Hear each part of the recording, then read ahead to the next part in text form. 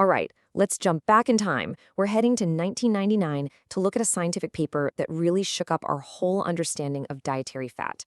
It's a story all about good fats, bad fats, and this major scientific debate that had been simmering for years. Let's dive in. For the longest time, fat was public enemy number one. The advice couldn't have been simpler. If you wanted a healthy heart, you had to cut the fat. But around the late 90s, scientists started asking this really crucial question. Is all fat actually the same? Or could it be that the type of fat you're eating is way more important than the total amount?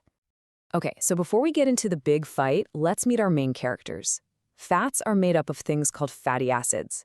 For our story today, you really only need to know about the big three: saturated fats, which have 0 double bonds, monounsaturated, which have 1 double bond, and polyunsaturated with 2 or more. Now that double bond count, that is the absolute key to this whole thing, so keep that in the back of your mind. So, by 1999, pretty much everyone could agree on one thing. Eating too much saturated fat was a bad move for your heart. The real fight, the big debate, was all about what you should be eating instead. I mean, think about it. If you take saturated fat off your plate, you've got this big hole in your daily calories that you have to fill with something. But what? That was the million-dollar question that nutrition science was trying to answer. So in this corner, we have the reigning champion of the time, the low-fat, high-carb diet. Yep, this was the standard playbook. This is what pretty much every doctor, every magazine was telling you.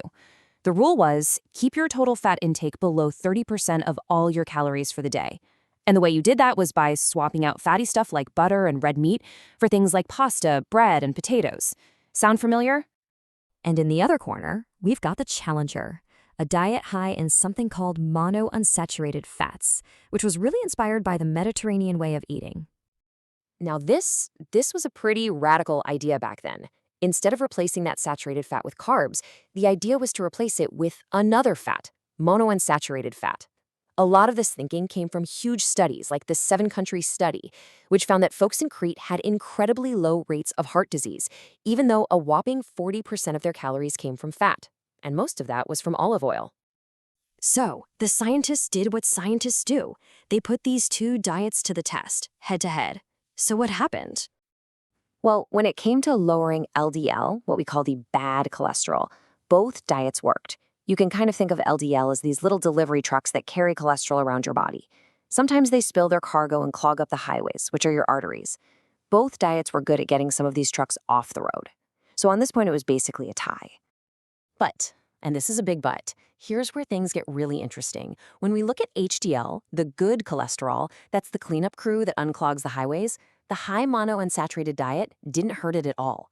But the high-carb diet, it caused a major drop, an average of 18%. That's not what you want to see. That's a huge point against the high-carb approach. And the problems for the high-carb diet didn't stop there. Let's talk triglycerides. That's another type of fat that floats around in your blood.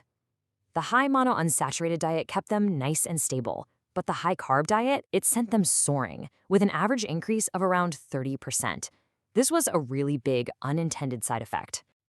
So based on those main numbers, a lot of leading researchers basically concluded, hey, you know what? As long as you're swapping out the bad saturated fat for an unsaturated one, it doesn't really matter which kind. The results look pretty similar. But that wasn't the whole story, not by a long shot. The paper dug a little deeper and highlighted a more subtle benefit of monounsaturated fats. And it all comes down to this one process called oxidation. Okay, this is where the case for monounsaturated fats gets even more powerful. It turns out it wasn't just about the raw numbers of your cholesterol. It was about the quality of the cholesterol itself. All right, let's break this down. That LDL cholesterol, those little delivery trucks, they're not really bad on their own. They become a problem when they get damaged or oxidized. It's this damaged, oxidized LDL that really starts the process of plaque buildup in your arteries. Now remember those double bonds we talked about? Well, the more double bonds a fat has, like polyunsaturated fats, the more unstable it is and the easier it is for it to get oxidized.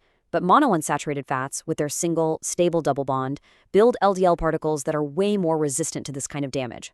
It's like they're building a tougher delivery truck. And the benefits didn't even stop there. For people dealing with type 2 diabetes, a diet high in these monounsaturated fats was actually shown to improve their blood sugar control. And crucially, it did all this without that dangerous spike in triglycerides that the high-carb diets caused. So you can see why this became a really powerful option for this group of patients. So after all that science, the big question is pretty simple, right? What does this actually look like on your plate? How do you get more of these good fats into your diet? The good news is these foods are fantastic. We're talking about things like olive oil, almonds, avocados, peanuts, olives, all delicious. And they really pack a powerful monounsaturated punch. I mean, look at this. Just 1 ounce of olive oil gives you 20 grams of these amazing fats. And this brings us right back to the most controversial part of this whole idea. To get these benefits, your total fat intake would often go above that recommended 30% ceiling. This was a direct challenge to the low-fat dogma of the time. So the final conclusion of the paper was a total game changer. It basically said that a diet rich in monounsaturated fats isn't just another option, but in many ways it's a superior strategy for heart health when you compare it to a low-fat, high-carb diet. It was this bold statement that the quality of the fat you eat is more important than the quantity. This paper was a huge turning point. It really shifted the whole conversation from how much fat to what kind of fat. It laid the foundation for decades of research that followed, which, of course, leaves us with one last question to think about. Looking back from where we stand today, how has our understanding of all this continued to change?